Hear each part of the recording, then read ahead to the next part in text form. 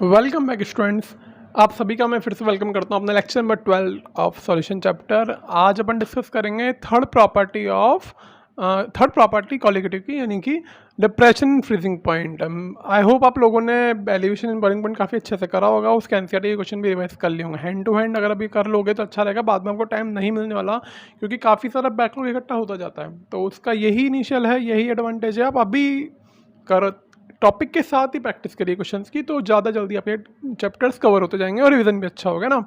तो एलिवेशन के बाद अपनी थ्योरी आती है किसकी? डिप्रेशन की। डिप्रेशन माने क्या? डिक्रीज होना।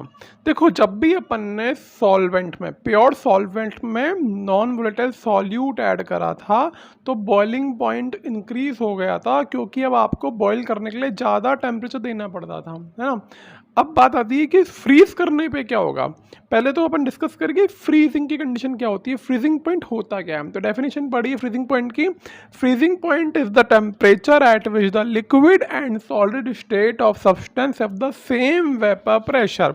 जिस तरह से बॉइलिंग में अपन को टेम्परेचर बढ़ाना पड़ता है लिक्विड से गैस ले जाने के लिए, फ्रीजिंग में आपका इक्विलिब्रियम कहाँ आता है? आपका सॉलिड और लिक्विड में आपका इक्विलिब्रियम आता है। लिक्विड टू सॉलिड कन्वर्ट करते हो आप फ्रीजिंग में, यानी कि जो लिक्विड का वेपर प्रेशर है वही आपका सॉलिड का वेपर प्रेशर होना चाहिए। यानी कि आप अपने सॉल्वेंट का वेपर प्रेशर इतना कम कर दो कि वो सॉलिड के वेपर प्रेशर बराबर आ जाए। अब आपको पता है सॉलिड का तो कोई वेपर प्रेशर होता नहीं है, क्योंकि सॉलिड वेपर फॉर्म करेगा ही नहीं। यानी कि हम बोल सकते हैं नेग्लिजिबल वेपर, यानी 10⁻³ ठीक है, बहुत कम, है ना। तो लिक्विड का प्रेशर अपन को कम करना है यहाँ पे, है ना। वेपर प्रेशर लिक्विड का डिक्रीज करना है, उसको फ्रीज करने के लिए। बॉईल करने के लिए वेपर प्रेशर बढ़ाना पड़ता था एटमॉस्फेरिक प्रेशर के इक्वल करने के लिए। लिक्विड का वेपर प्रेशर को कम करना है, सॉलिड के बराबर लाना है ताकि वो फ्रीज हो जाए। ठीक है, समझ में आ रहा हो? अब यहाँ पे जब आप वेपर प्रेशर कम करके फ्रीज तो कर दोगे, पर जब वो उसमें आप सॉल्यूट एक्सट्रैक्ट कर दोगे तो वहाँ पे क्या होगा, ये अपन को डिस्कस करना है ना। तो इसको मैं डायरेक्टली यहाँ पे डिफाइन कर रहा हूँ, डेफिनेशन के थ्रू नहीं लिख रहा, मैं सीधा ग्राफ के थ्रू समझा रहा हूँ आपको। अपन ने एलिवेशन में ग्राफ समझा था, सेम वैसे ही यहाँ भी आपको ग्राफ समझना है ना। फॉर एग्जाम्पल अपन यहाँ पे बात करते हैं वाटर की। वाटर का फ्रीजिंग पॉइंट कितना होता है? वाटर का फ्रीजिंग पॉइंट कितना होता है? 0 डिग्री सेंटीग्रेड, है ना। अपन वाटर का केस लेके चलते हैं। वाटर में 0 डिग्री सेंटीग्रेड क्या होता है? Freezing point. यानी कि स्टैंडर्ड कंडीशन में वाटर का 0 डिग्री सेंटीग्रेड आपका फ्रीजिंग पॉइंट हो गया। किसका? वाटर के लिए, है ना। तो यानी कि पहले आप बात करो रूम टेम्परेचर पे। रूम टेम्परेचर पे सपोज आपका ये वेपर प्रेशर है और ये आपका टेम्परेचर का एक्सेस है ना। रूम टेम्परेचर पे 180 प्रेशर लग रहा है वाटर के ऊपर, जैसा कि हमको हमेशा पता होता है। सपोज यहाँ पे कोई पॉइंट आ रहा है अपना, तो ये रूम टेम्परेचर वेपर प्रेशर है। टेम्परेचर सपोज यहाँ आ रहा है। अब आप इसको धीरे धीरे टेम्परेचर को कम करोगे, क्योंकि वेपर प्रेशर अपन को कम करना है। कहाँ लाना है? सॉलिड की तरफ ले जाना है वेपर प्रेशर को। तो आपने यहाँ पे धीरे धीरे धीरे धीरे वेपर प्रेशर कम कर दिया। सपोज आपका इस पॉइंट पे आके वो आपका फ्रीज हो गया, है ना। सपोज ये पॉइंट आपका हो गया 0 डिग्री सेंटीग्रेड का, है ना। कोई बच्चा बोलेगा सर यहाँ पे करो ना 0 डिग्री, तो नहीं, मैंने एक्सिस अपने हिसाब से माना है, 0 हो गया। अब मैं इसको नेगेटिव में ले जा रहा हूँ, यानी कि 0 से भी कम ले जा रहा हूँ। तो यानी कि अगर मैं इसका टेम्परेचर और कम करता हूँ तो इसका वेपर प्रेशर और भी कम हो जाएगा। तो ये भी बोलूँगा, ये वाली जो पोर्शन था ये तो था लिक्विड सॉल्वेंट के लिए, यानी कि लिक्विड सॉल्वेंट है अपना यहाँ पे। और यहाँ पे इस पॉइंट पे, ये पॉइंट आपका फ्रीजिंग पॉइंट है, यानी कि टी बी नहीं लिखूँगा यहाँ TF लिखूँगा मैं। मिस्टेक होगी। TF यानी कि फ्रीजिंग के लिए ना, ये भी आपका TF। ये लिक्विड सॉल्वेंट था, वेपर प्रेशर कम करा एक पॉइंट ऐसा आया जहाँ पे उसका वेपर प्रेशर सॉलिड के बराबर हो गया, तो वो फ्रीज हो गया। अब इस पॉइंट के बाद ये सॉलिड ही रहने वाला है, यानी कि ये हो जाएगा आपका सॉलिड सॉल्वेंट, या मैं बोलूँ इसको फ्रीज हो गया, है ना। फ्रोजन सॉल्वेंट, ठीक है, फ्रोज हो गया, सॉलिड में कन्वर्ट हो गया।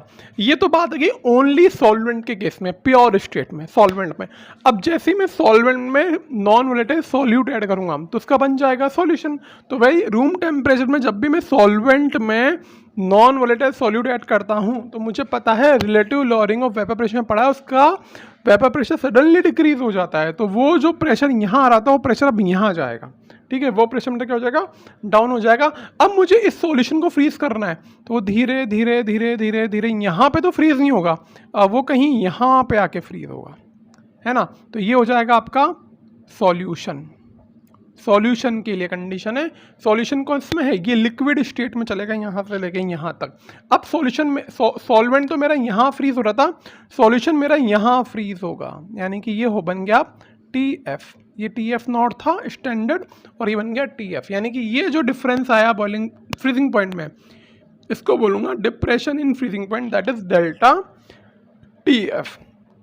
आई रिपीट, ये मेरा लिक्विड सॉल्वेंट था, इस पॉइंट पे रूम टेम्परेचर में मैंने धीरे धीरे वेपर प्रेशर कम किया, इस पॉइंट पे आ गया फ्रीज हो गया, यानी कि ये सॉलिड लिक्विड के इक्विलिब्रियम में आ गया, सपोज 0 डिग्री पे आ गया। अब मैं फर्दर प्रेशर कम कर रहा हूँ तो भी ये सॉलिड में ही रहने वाला है और वेपर प्रेशर और कम हो जाएगा। पर जैसे ही मैंने रूम टेम्परेचर के सॉल्वेंट पे कुछ सॉल्यूट ऐड करा, नमक डाल दिया मैंने, है ना, आपको याद होगा नमक डालने पे फ्रीजिंग पॉइंट कम हो जाता है। कभी ट्राई करना, बर्फ़ अगर आपका नमक वाला पानी है तो जल्द थोड़ी देर से फ्रीज होगा और थोड़ी देर से ही पिघलेगा, इसलिए वो आइसक्रीम वाले अपने वाटर में सॉल्ट ऐड कर सकते हैं ताकि फ्रीजिंग पॉइंट को डिक्रीज कर दे, ताकि वो मेल्ट बहुत मुश्किल से हो। ठीक है, तो जैसे सॉल्यूशन बना, अब इस पॉइंट पे ना हो गई, ये इस पॉइंट पे फ्रीज हो गया, यानी कि टेम्परेचर यहाँ पे आ गया अपना TF। तो यही आपका कंसेप्ट क्या है, डेल्टा TF का, डिप्रेशन इन फ्रीजिंग पॉइंट का। ठीक है, जिस तरह से डेल्टा TP प्रोपोर्शनल था मोलिलिटी के, उसी तरह से डेल्टा TF भी प्रोपोर्शनल होगा मेरा मोलिलिटी के। तो यहाँ पे जब मैं डेल्टा TF का प्रोपोर्शनल कॉन्स्टेंट हटाऊंगा तो ये आएगा KF इंटू M। यहाँ पे KF को क्या बोलूँगा मैं, मोलल फ्रीजिंग कॉन्स्टेंट, क्या बोलूँगा, मोलल फ्रीजिंग, मोलल डिप्रेशन बोलूँगा क्योंकि डिप्रेशन हो रहा है यहाँ पे, तो मोलल डिप्रेशन कांस्टेंट, एक नाम तो इसका ये हो गया molal depression constant,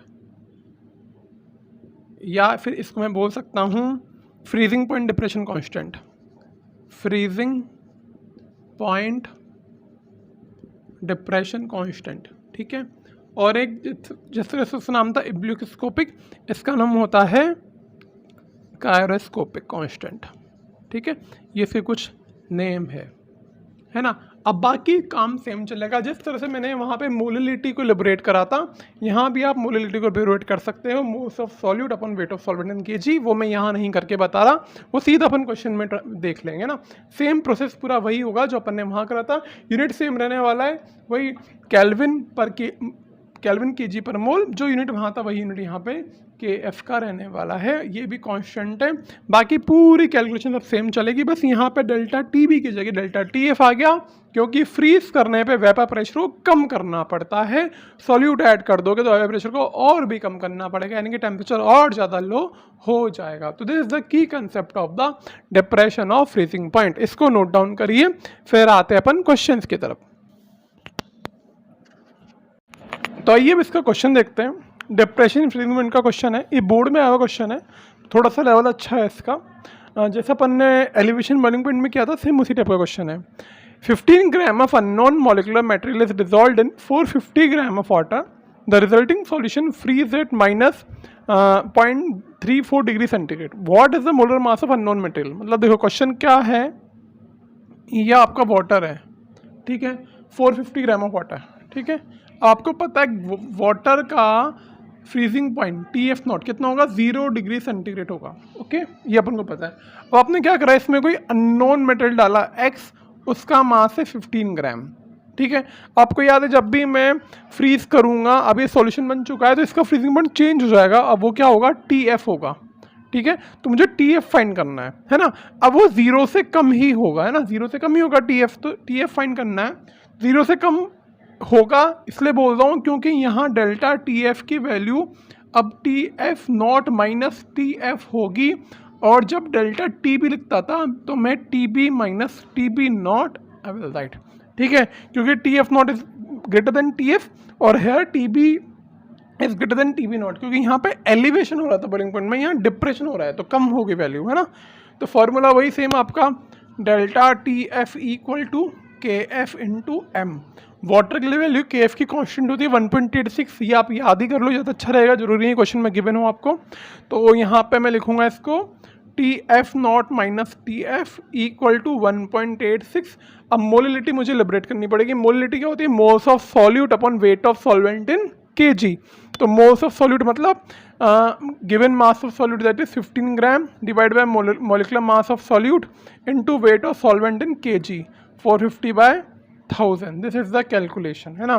T F naught मुझे पता है 0 डिग्री सेंटीग्रेड है, माइनस टी एफ मेरा कितना है, माइनस ऑफ 0.34, ठीक है, ये भी डिग्री सेंटीग्रेड में है, तो ये वैल्यू हो जाएगी आपकी, इसको मैं डायरेक्ट लिख रहा हूँ यहाँ पे, ये 0.34 हो जाएगी आपकी डिग्री सेंटीग्रेड में। अब चाहे ये केल्विन में हो या डिग्री सेंटीग्रेड में हो, 0.34 ही रहेगा, क्योंकि यहाँ केल्विन करूँगा तो 273 ऐड करूँगा, यहाँ भी 273 ऐड करूँगा तो सब्ट्रैक्ट हो जाएगा, तो वो आंसर 0.34 आएगा। अभी भी 0.34 आ रहा है, तो यहाँ केल्विन हो चाहे डिग्री हो, one of the same thing, है ना।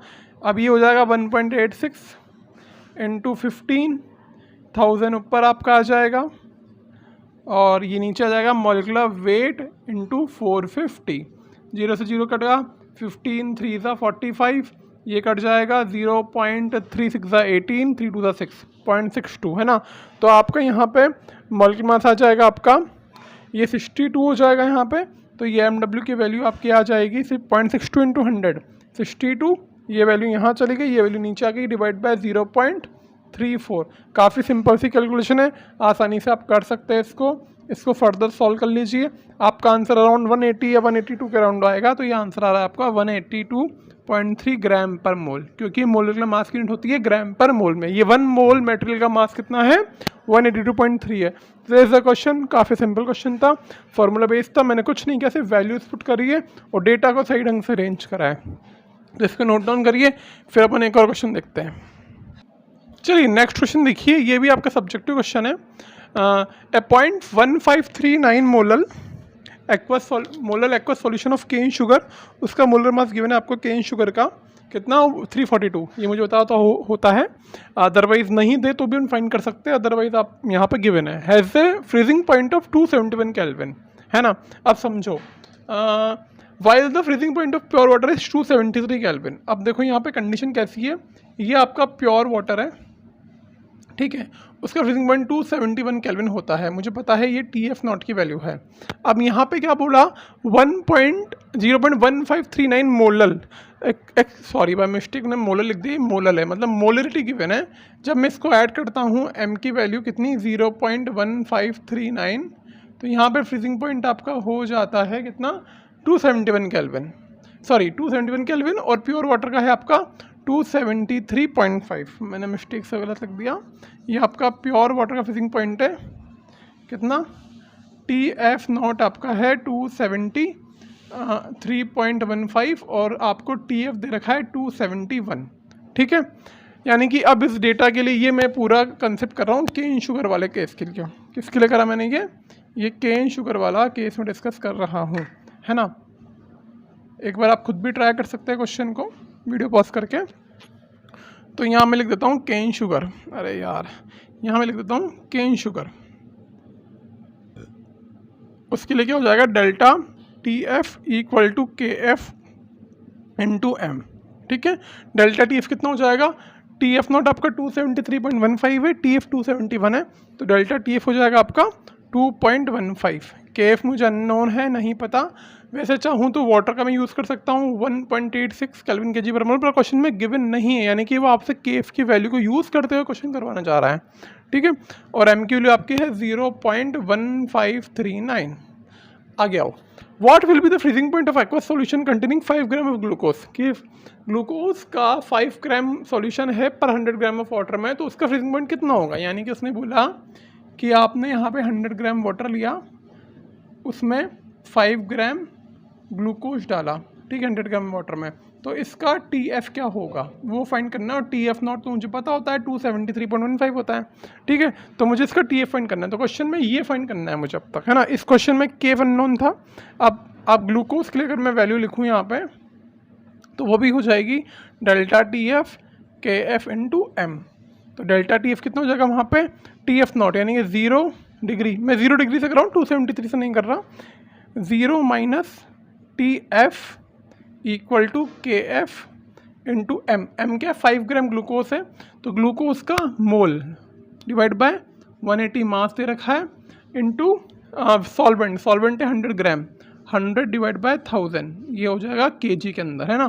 तो ये कैंसिल आउट हो जाएगा, ये हो जाएगा 5/18। अब इस में 5 KF अननोन है, यहाँ भी आपका KF अननोन है, तो आप यहाँ से KF की वैल्यू यहाँ पुट करिए, ठीक है। यहाँ से केएफ की वैल्यू यहाँ पुट करिए या फिर दोनों इक्वेशन को डिवाइड कर दीजिए, केएफ अपना ऑटोमेटिकली कैंसिल हो जाएगा। तो मैं यहाँ पे करता हूँ 1 डिवाइड बाय 2, तो ये हो जाएगा 2.15 इक्वल टू के एफ इंटू 0.1539 डिवाइड बाई ये वैल्यू कितनी है आपकी 0 माइनस टी एफ। अब देखो ये वैल्यू नेगेटिव आएगी, क्या आएगी 0 माइनस टी एफ, और आपको पता है 0 से कम फ्रीजिंग पॉइंट नेगेटिव में ही आता है, तो ये हो जाएगा माइनस टी एफ और ये डिवाइड में आ जाएगा के एफ और ये वैल्यू हो जाएगी आपकी 5/18, तो ये हो जाएगा 5/18 ऊपर चल जाएगा यहाँ पे, तो के एफ से के एफ कैंसिल, तो यहाँ पे अननोन आपका खाली टी एफ है, तो आप इसको ईजिली सॉल्व कर सकते हैं, तो ये आपकी कैलकुलेशन हो जाएगी।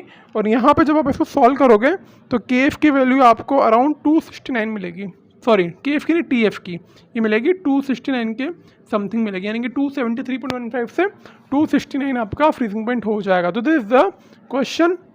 आप चाहो तो 1.86 लेके भी यूज़ कर सकते हैं डायरेक्ट के एफ की वैल्यू, क्योंकि वाटर का कांस्टेंट होता है, पर क्वेश्चन इस तरह से नहीं करवा रहा वो। केन शुगर और ग्लूकोज का दोनों को डेटा यूज़ करके करवाना चाह रहे हैं, यानी कि आपका पर्पस था दोनों इक्वेशन लिखो और केफ को यहाँ पे ओमिट करके या उसको फाइंड करके या सॉल्व करके आप टीएफ निकालो। इस तरह से आपका क्वेश्चन है। तो आई होप आपके दोनों क्वेश्चन क्लियर हो गए होंगे। काफ़ी अच्छे क्वेश्चन थे, बोर्ड लेवल में आपके ऐसे ही क्वेश्चन आते हैं। तो और हाँ, बाकी क्वेश्चन आप एनसीईआरटी के solve example in text try करिए, डाउट आता है मुझसे पूछिए। मैं आपके चैप्टर के एंड में एक एमसीक्यू की सीरीज़ भी लाने वाला हूँ, उसमें मैं जेईई और नीट के क्वेश्चन डिस्कस करूँगा, तो हैंड टू हैंड आपकी सीबीएसई प्लस आपका एमसीक्यू की प्रैक्टिस दोनों हो जाएगी। तो मिलेंगे अपन अपने अगले वीडियो में, वो होगा आपका ऑस्मोटिक प्रेशर के बारे में। तब तक आप इसके नोट डाउन करिए, अच्छे से रिवाइज करिए। Okay, bye.